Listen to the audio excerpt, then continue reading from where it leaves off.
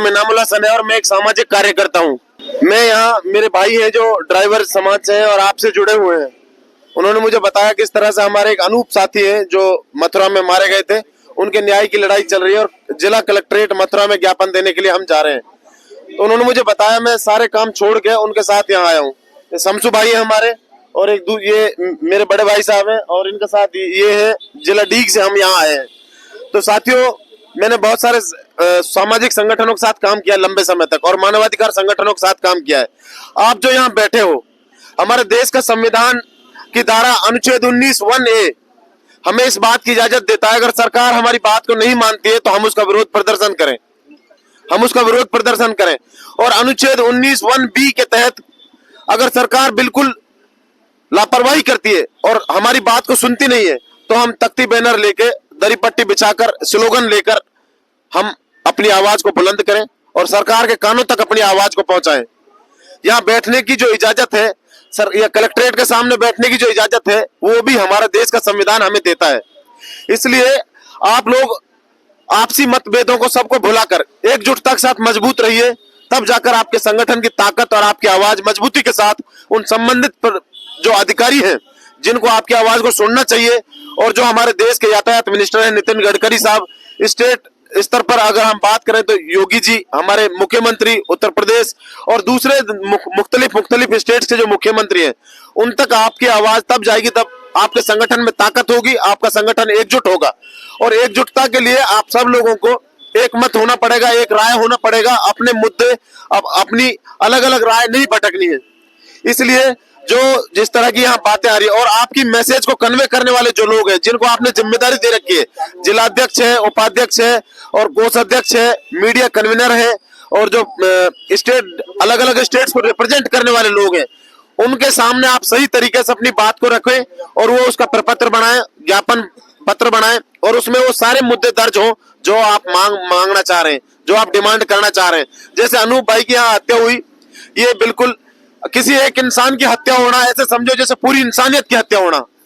इसमें कोई जाति धर्म की कोई बात नहीं है। किसी एक इंसान की हत्या होना ऐसे समझो जैसे पूरी इंसानियत की हत्या हो गई।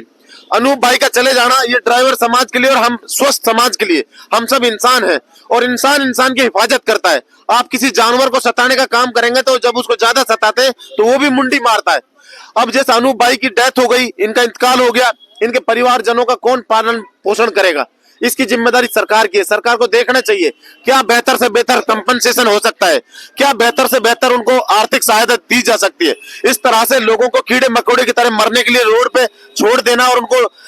बात को ठंडे बस्ते में डाल देना, ये बहुत दुर्भाग्यपूर्ण है। हमारी सरकार को, हमारे जो नुमाइंदे हैं, हमारे जो प्रतिनिधि हैं, उनको सेंसिटिव होना पड़ेगा, जवाबदेह होना पड़ेगा, संवेदनशीलता दिखानी पड़ेगी। ऐसा नहीं है कि जानवरों की तरह लोग मारे जाएं और उनको, उनके परिवारों को भरण पोषण और उनकी जो आर्थिक जरूरतों को पूरा करने के लिए सरकार कोई विकल्प उपलब्ध न कराए। ये बहुत दुख की बात है।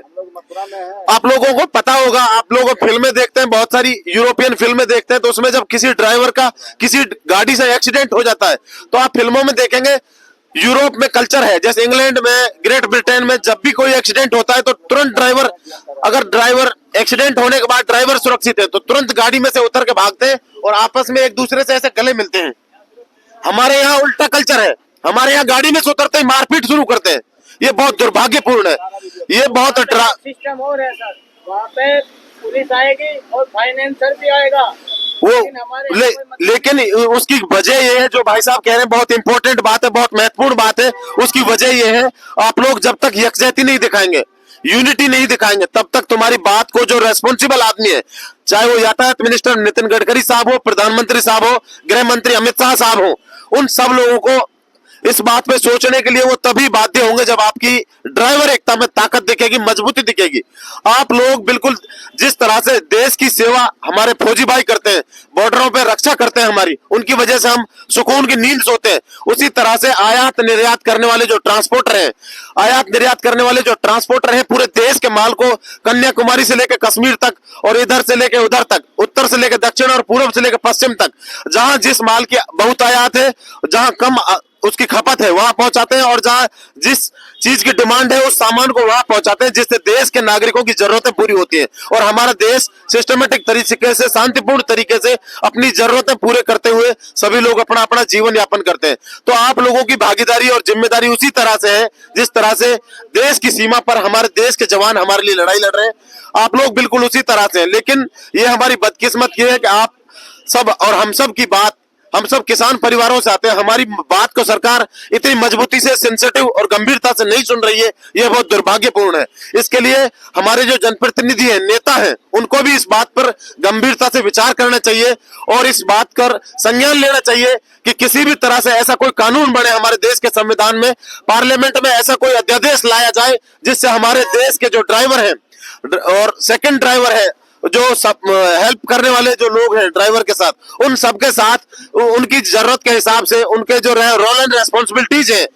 उनकी रोल एंड रेस्पॉन्सिबिलिटीज के हिसाब से उनके लिए कंपनसेशन, उनको आर्थिक सहायता, अगर उनके साथ किसी प्रकार की कोई अप्रिय घटना होती है तो उसमें तत्काल प्रभाव से बिना देरी के जहां भी घटना होती है वहीं पर उनके कागज पत्र बने और उनके तैयारी के साथ उनको विद इन 15 डेज उनको आर्थिक सहायता मिले।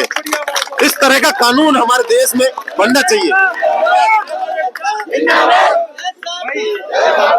भाई सारे भैया निवेदन, थोड़े थोड़े बैठ जाओ, खुले खुले हो, आप लोग सब अच्छे से बैठ जाएंगे तो और सही से हम बात कर पाए। आप सब लोगों को पूरी मजबूती के साथ और पूरी ईमानदारी के साथ, और जो साथी ड्राइवर समाज में बहुत सारे ऐसे साथी हैं जिनसे आप तस्वुर भी नहीं कर सकते, इतना ध्यान और ज्ञान रखते हैं, वो इतने इंटेलिजेंट है, संविधान की बातें भी वो जानते हैं, संविधान के तहत हमारे देश के जो नागरिकों के लिए, मजदूर तबके के लिए कौन कौन से कानून है, उन सारी चीजों को वो जानते हैं और समझते हैं। इसलिए आप सब लोगों को ऐसे कानूनविद, जो हमारा प्रतिनिधित्व करने वाले जो साथी हैं, उन सबसे भी सलाह मशवरा करना चाहिए और हमारे देश में सरकार को ऐसे कानून और ऐसी नीति निर्देश बनाने चाहिए जिससे ड्राइवर समाज को अपना काम धंधा छोड़कर, जब ड्राइवर स्टीयरिंग छोड़ देगा तो अगर मान के चलो पूरी यूनिटी के साथ ड्राइवर समाज जिस दिन स्टीयरिंग छोड़ देगा, ये देश का संचालन थम जाएगा।